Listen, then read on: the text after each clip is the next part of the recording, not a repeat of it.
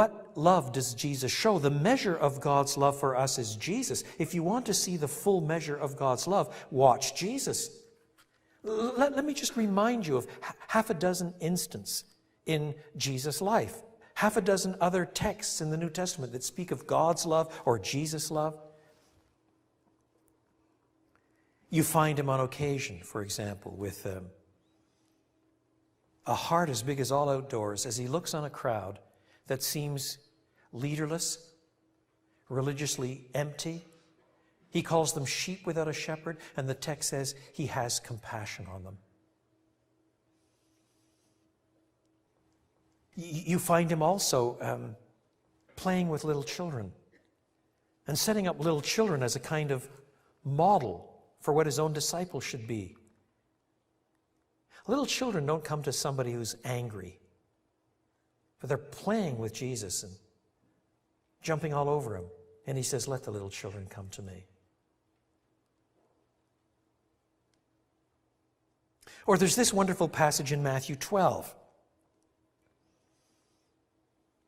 He quotes some words pertaining to himself from the prophet Isaiah 700 and more years earlier. The words are, "Here is my servant whom I have chosen, the one I love, in whom I delight. I will put my spirit on him, and he will proclaim justice to the nations. He will not quarrel or cry out. No one will hear his voice in the streets. A bruised reed he will not break, and a smoldering wick he will not snuff out. Till he leads justice to victory. In his name the nations will put their hope." Do you hear those images? A candle, the flame goes out. And instead of squeezing out the smoldering wick, he fans it back into flame.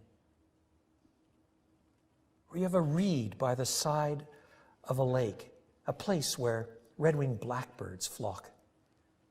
And it's bruised, not very strong. And he doesn't snap it off. He builds it up. It's a way of saying his love is gentle, it's edifying, it's compassionate.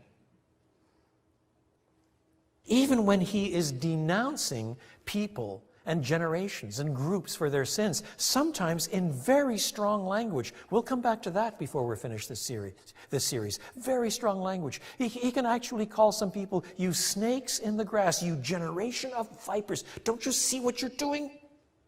And then, at the end of the whole thing, you find him weeping over the city. There are some preachers like Elmer Gantry in literature who are quick to denounce, but they're hypocrites. There is a kind of moralizing preaching that denounces and criticizes and is upset by moral decay, but it's all angry. It isn't characterized by tears of compassion. That's not Jesus. Then you find him on the cross. Did you see the film by Mel Gibson on the Passion? A lot of the physical suffering was pretty accurately depicted. Whipped and beaten and broken, and he cries, "Father, forgive them.